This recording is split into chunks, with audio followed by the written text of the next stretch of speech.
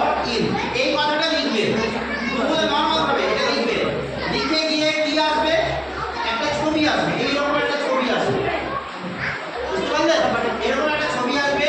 ওই ছবিতে কি করতে হবে, ওই ছবিতে আপনারা গিয়ে আপনাদের মোবাইল নাম্বার পুট করতে হবে, আপনাদের নিজেদের কোনো নাম্বার, যে নম্বরটা পারমানেন্ট নম্বর সেই নম্বরটা আপনি দেবেন। এবার দেওয়ার পরে সেটা কার দেবেন, অবশ্যই গার্জেনের দেবেন, যে বাড়িতে এই গার্জেন তার দেবেন। ওই নম্বরটা যখনই এন্ট্রি করবেন সঙ্গে সঙ্গে একটা মেসেজ আসবে, ঠিক আছে? মেসেজ আসবে এবং ওটাকে রেখে দেবেন। তারপরে আপনাদের বায়োডাটাগুলো দিতে হবে। বললাম যেগুলো, যে প্রথমত হচ্ছে আপনার বাড়িতে কি কয়জন আছে মানুষ, কয়জন ছেলে আছে, কয়জন মেয়ে আছে, কয়জন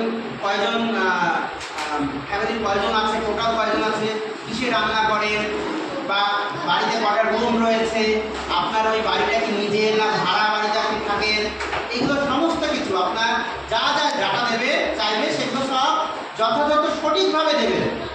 দিয়ে ওগুলো কী করতে হবে, ওগুলো এই ভাই দিয়ে আপনাদের কাছে দিয়ে সেগুলো জানতে চাইবে। সেই সব কিছু প্রসেসিং হওয়ার পর একদম আপনি আরেকবার দেখে নেবেন যে ঠিকঠাক আমি দিলাম কিনা। দেওয়ার পরে ভাই সাবমিট করে দিলে আর চেঞ্জ করা যাবে না।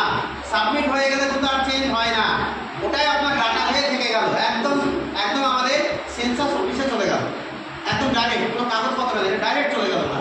এইবার আপনাকে একটা হোল্ডিং নাম্বার দেবে, এইচ দিয়ে লেখা থাকবে, এইচ দিয়ে 11 সংখ্যা, মানে 11টা সংখ্যা দিয়ে একটা নম্বর দেবে। ওই নম্বরটা আপনারা রেখে দেবেন। ওই নম্বরটা পরবর্তীকালে আবার যখন যাবে আপনারা, তখন ওই নম্বরটা দিয়ে আপনাদের সব কাজ হবে। বুঝতে পারলেন তো? যেমন আমাদের ভোটার কার্ডে এপিক নম্বর হয় না, এপিক নম্বরটা সব কাজ হয়, তেমনি এই সেন্সাসের ওই হোল্ডিং নাম্বার যেটা হবে সেই নম্বরটা দিয়ে আপনারা ইন ফিউচার এই সেন্সাসে যে আপনি করেছেন তার প্রমাণ হিসাবে থাকবে, এবং এটা পরবর্তীকালে আপনাদের কাছে গেলে আপনারা ওই ডাটাটা দেবেন, যে ম্যাডামই যাবেন গিয়ে আপনাদের কাছে সেই ডাটাটা চাইবেন, আপনি ওইটাই নম্বরটা দিয়ে দিলে আপনাকে আর এইগুলো কাজ করতে হবে না, আজকে যদি করে দেন তাহলে হয়ে গেল আপনাদের। বোঝাতে পারলাম? তাহলে এই কাজটা আপনারা পরেও করে দিতে পারেন, কাজকে যতদিন পারছেন করে নেন, ঠিক আছে? করে আপনারা ওই নম্বরটা ভালো করে রেখে স্ক্রিনশট, আর ফোন নাম্বারে ওই নম্বরটা যাবে, আপনি যে ফোন নাম্বারটা দেবেন না, ফোন নাম্বারে এই হোল্ডিং নাম্বারটা যাবে, অসুবিধা নেই, রেখে দেবেন, ওটাই জেরক্স করে রেখে দিতে ভালো। তাহলে পরবর্তীকালে যখন যাবে ওটা নম্বরটা বলে দিতে পারবেন বা কাগজটা দেখাতে পারবেন, ঠিক আছে?